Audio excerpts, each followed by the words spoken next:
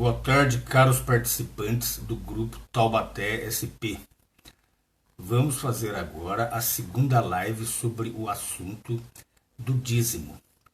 Na primeira live nós vimos o que foi o dízimo bíblico.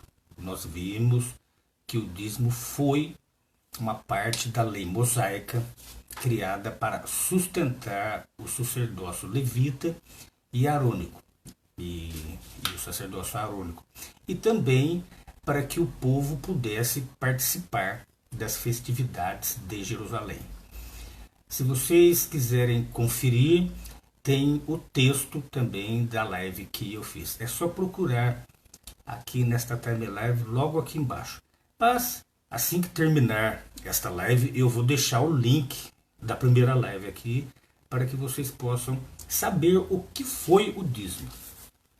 Sendo assim, esta live vai tratar hoje especificamente sobre o dízimo que as igrejas de hoje em dia cobram, dizendo ser baseado na Bíblia.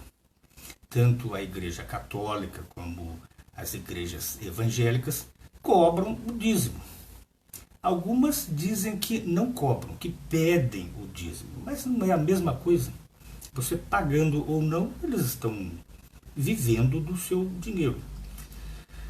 Então vamos ver. Eu estava pesquisando aqui na internet a opinião sobre as igrejas do dízimo. E pesquisei várias igrejas.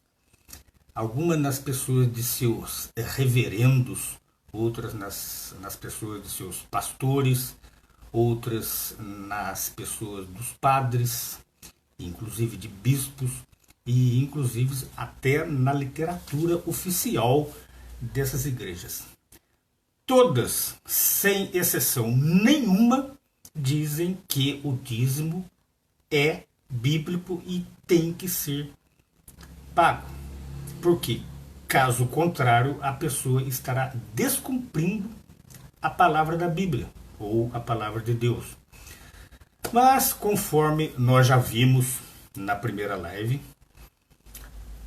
e basta vocês lerem lá em Efésios capítulo 2, versículos 14 e 15, que a lei de mandamentos, das quais o dízimo fez parte, foi abolida. Portanto, o dízimo não sustenta os cristãos. A partir de Cristo, ele não seria mais, o cristianismo verdadeiro não seria mais sustentado por dízimos. Até porque, conforme nós já vimos, o dízimo foi criado para sustentar o sacerdócio levita. A sua principal atribuição era sustentar o sacerdócio levita. Mas Cristo substituiu o sacerdócio levita pelo seu próprio. Hoje, os cristãos verdadeiros, vivem sob o sacerdócio de Cristo, que não é cobrado, no qual não é mais cobrado o dízimo e nem outras obrigações que fizeram parte da lei mosaica. Vocês também podem ler Romanos 6,14. Estes textos não são lidos pelos seus líderes religiosos, os padres, pastores, reverendos, bispos e etc. Seja quais foram os títulos que eles se autodenominam. Mas eles costumam ler pequenos textos. Por exemplo, um reverendo Hernandes, da igreja presbiteriana, ele pega um texto bíblico que, aliás, não tem nada a ver com doação de dízimo.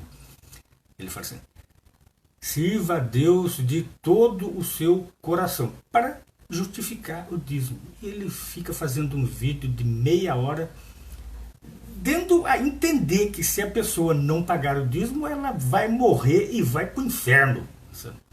E assim são todas as igrejas, todas, sem exceção nenhuma, elas vivem do seu dinheiro, de dízimos. Mas não é assim. Quando que isso começou? Antigamente, a primitiva igreja católica, na qual ela se diz baseada nos apóstolos, mas que só foi criada no século IV, eles também não cobravam dízimos, porque lá o entendimento das escrituras era um pouco melhor do que a de hoje. Eles entendiam que o dízimo fazia parte do judaísmo e sendo assim, não poderia ser do catolicismo, né, que era diferente. Ele se dizia cristão. Mas lá do ano de 1545 a 1563, no Concílio de Trento, que durou 18 anos e foi criado para reformular dogmas da fé católica. Dentre essas reformulações foi incluída a lei do dízimo. A Igreja Católica, a partir de então, passaria a cobrar dízimo, e se a pessoa não pagasse, ela seria excomungada da Igreja. E todos sabem o que significou naqueles anos negros, anos terríveis, anos da Inquisição, o que significava uma excomunhão da Igreja Católica. A pessoa não poderia mais arrumar emprego, não poderia mais viver em sociedade, e fatalmente ela iria ser perseguida, se não pela Igreja, pela população em geral, e a pessoa morria em pouco tempo. Era isso o que significava a excomunhão. E hoje em dia, mudou? Não. Hoje em dia não mudou.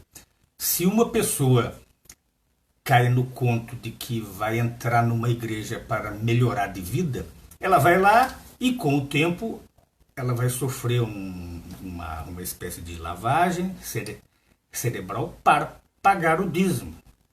E ela vai ficar sob forte comoção a pagar o dízimo, porque ela vai se sentir culpada se não pagar. E isso sustenta os donos dessas empresas. Sim, igrejas são empresas, tanto é que eles têm nomes jurídicos, né? Você pode ver que, se você for, assim, no caso de um evangélico, você vai ver que a sua igreja ela é como se fosse uma loja, né? Esses pastores acabam ficando ricos, né? E para você não vai sobrar nada, a não ser a promessa de bênçãos futuras, bênçãos que nunca chegam. Eles se baseiam na Bíblia não só para pedir o dízimo, viu? Mas também para pedir donativos. Fora o dízimo, eles ainda te pedem donativos, ofertas, te vendem kits de bênçãos. Todas as igrejas fazem isso. Algumas de forma comercial mesmo. Elas abrem lojas e vendem Bíblias, né? Assim, ao preço praticado no mercado e não por amor, né? É um negócio. A gente pode fazer uma live específica sobre, por exemplo, uma igreja. Aquela igreja, vamos pegar aqui o nome de uma igreja que tem uma loja. Aqui em Taubaté tem a Assembleia de Deus, né? Então, essa igreja ela mantém lojas, né? E essa loja vende e ela inclusive ela vende coisas que não tem nada a ver com uma suposta pregação. É como se fosse uma loja. O dinheiro é totalmente revertido para quem? Para ajudar os seus fiéis no seu dia a dia, conforme era o dízimo antigo? Não. Vai tudo revertido para a família do pastor. Ele usufrui o dinheiro e você fica com a promessa de um futuro melhor. Só. Isso tem base bíblica? Não tem. Porque o cristianismo, a partir de Cristo, ele é sustentado por donativos. Sim, ele é sustentado por donativos. Na pregação, precisa-se de dinheiro. Por exemplo, a pessoa precisa de um certo dinheiro. Mas cada um dá aquilo o que pode e aquilo o que tem. Mas para uso próprio. Eles falam assim, olha, eu vou comprar, eu mesmo vou comprar literatura e vou doar a pessoa. Certo? O responsável por uma congregação cristã, ela não pega o dinheiro. O dinheiro é totalmente revertido para a obra de pregação. Vai se fazer literaturas, certo? Para a distribuição para todas as pessoas que quiserem ver. E é apenas isso. Assim é o cristianismo de hoje em dia, que substituiu a lei mosaica, da qual o dízimo fez parte, conforme nós já vimos. Portanto, meus amigos, esta live ela vai ser curta, porque não precisa muito. Basta você ver, por exemplo, se a sua igreja cobra o dízimo, ou então te pede o dízimo, que é a mesma coisa, ela estará na prática fazendo o quê? Ela estará renegando o sacerdócio de Cristo e querendo sustentar o sacerdócio arônico, né, que é revestido dos seus pastores e padres na atualidade, né? Mas mesmo assim, se vocês verem na primeira live, vocês vão ver que não era em dinheiro que esse dízimo era pago, era em mantimentos. Olhem lá que você vai entender. Se a sua igreja diz que o dízimo ainda é obrigação bíblica, ela estará indo contra a lei do Cristo.